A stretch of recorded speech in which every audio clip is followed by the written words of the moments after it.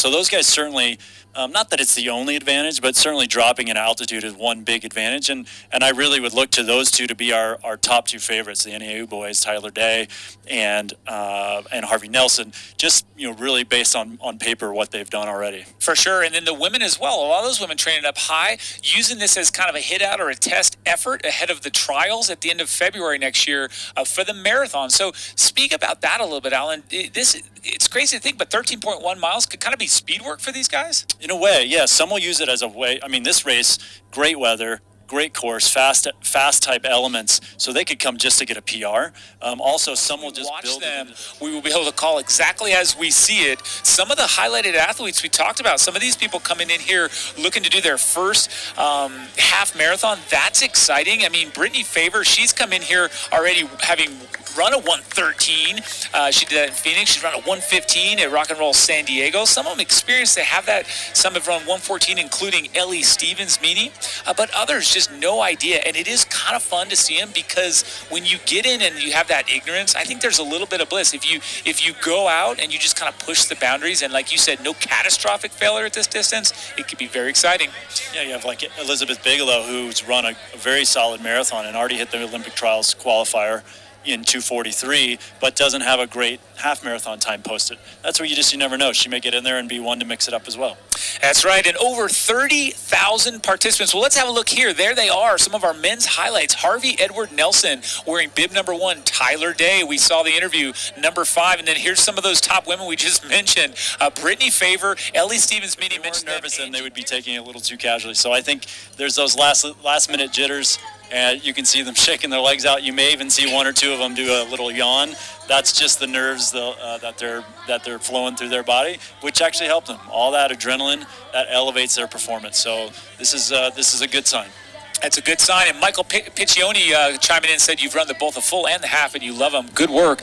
Gail Getz. Gail, you've done the Las Vegas half, so good for you. You came here after losing a bunch of weight. Good on you, and keep on coming. We'd like to see you back here at this event in the future. Now we're looking, you can see right in the center there, that was Adrienne Barry. Ann Wessling, she's going to call across the start line here, and we will be underway. I have to say, I love seeing the women on the start line in front of those fellas.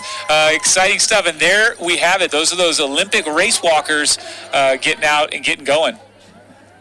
What a great overhead shot as these folks come down that closed-off strip. It is all about the women. We'll look at some paces that we think they're going to run, but some of these PRs, when you talk about 1:13, if you get right into the exact numbers, it's a 5:35 per mile for 13.1 miles. Can you guys do that? I don't know if I can, but that's what these women are doing right now, probably right about 5:30 pace. Hey, Alan?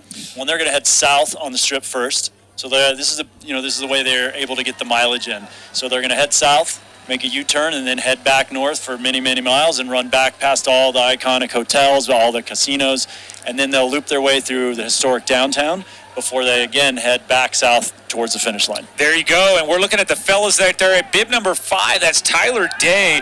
And what has Tyler done aside from lead the outset of this race? Well, a lot. He's run 13:25. He did that earlier this year at Peyton Jordan at the 5K. Just chew on that for a second. 13:25. He's also this year last year he did 28:04 on the 10K. He's a 6-time All-American, and he's going for it. His first half marathon. Yeah, a minute is quite a bit at this point. I would have anticipated a few more guys to go with this pace, to be honest with you. That's right. I mean, they're all trained for it, and they're all enjoying this environment here, which is a pretty fast course. But I think, who knows? This is how you have to figure out how to slice it. But look at that, Patrick Rizzo in front of Julian Flores now. So as you see our leaderboard, that was from a bit ago at 3.9 miles. But now Rizzo coming through, and this is a resurgent. He called himself the older athlete in that late 30s territory. I guess it's old relative to 20. But Rizzo has the experience of 4 Olympic trials, marathon races. He also just has this great career. You mentioned it, sort of a semi-retirement period.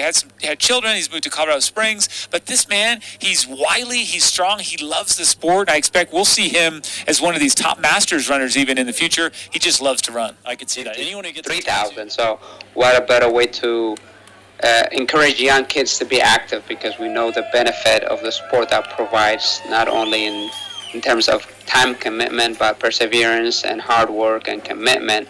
And we all benefit from that, but at a young age, they're too busy with technology and things like that, which is not bad, but at the same time, they need to be active in whatever way they can in sports, and that's what the foundation. Running the mile as a elementary school age student, and then for it to blossom and to become what it is, and that's a big part of what Meb I've seen over the years of really trying to instill in the youth of saying, hey, you can learn at a young age to love something and to find an affinity for it and actually be good at it, and that you could take it as far as you would like to go. It's up to you and the hard work you're willing to put in, and Meb is a perfect example of that. And Meb, so this is a big move for you going to Tampa. I'm shocked. You were a California boy, at your San Diego ties, and for you to be up in Mammoth all those years, and now, with your family, where your Adonis is from, to move to Tampa, how's that transition going? It's a transition. It's going pretty good so far. The girls are in school, and they seem to like it, and Tampa has been good. It's tough from San Diego and Mammoth, like you said, but at the same time, you got to make the next chapter of your life, and I'm excited about it. Hey, good for you. It's great. And let me ask you a little bit here. I'm not sure if you've been able to turn on the race, but there's a pretty exciting show. Two guys going at it at the front of the race. That's Harvey Nelson and Tyler Day, both some young bucks going for it. And then Patrick Rizzo, the figurative old guy. He's 36, Meb, not too old. But what do you think about those two up front? Can you call a prediction for us, or do you know what's going on at all there? I'm not in tune, but I can hear the Facebook new announcement. I think it's going to be wonderful for people to see how events are played out from your living room. And I don't know what stage in the race it is, but if it's early on and you got one of them's going to bonk, but if not, just stay tight, and because you got to measure right whether it's a 13.1 mile run or a full marathon. You got to be patient, and patience always pays off, as Alan knows that, and I've done that myself. Lose a little steam, so you kind of almost see maybe a rope-a-dope. So you saw Tyler go behind and then pull through, and he can kind of suck a little energy. But right now, I still feel like it is just one-on-one battle. These two guys trying to get there. They are not friends. They are not roommates right now. They're not training partners. They are going for the glory. Tyler looks pretty comfortable. He glanced across to see where he's got to go, and you said it. They're going back to the Mirage, to the finish line, and they'll be there very soon. We're about 54 minutes of running. Another 6 or 8 minutes. They're at coming up at 11.4 miles. So they're getting to that point in the race when every little bit, every little move makes a difference on how you're going to finish.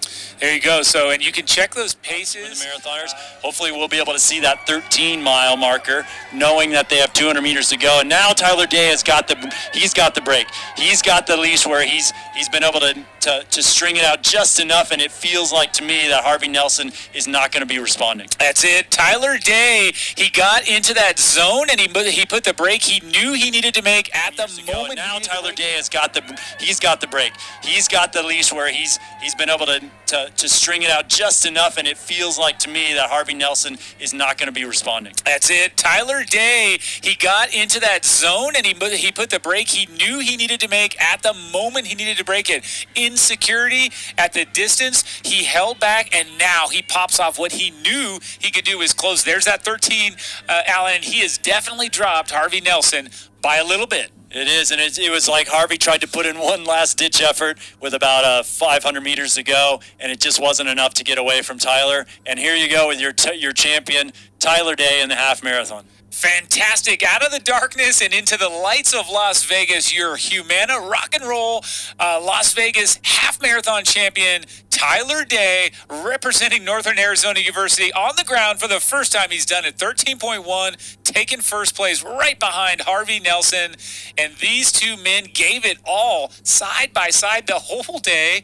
And what a close finish at the end there. Wow, actually surprisingly 7 seconds, but that's a great show for both of these men. 103.48, 103.55. Fantastic as we wait for third place to come across. And a little embrace, so maybe they're friends again. They said roommates and friends again. They said from mile 4 on, no longer. But this was a great show. Now, a little love to those folks on the other side, those 10Kers that you said, they're finishing the same finish arch. So another unique aspect of this great event is those 10Kers coming across. Patrick Rizzo, the journeyman, the champ that's been around to 4 Olympic trials in the marathon. He is coming home strong, holding that third place. And I like it. I do too. I like that he's back out.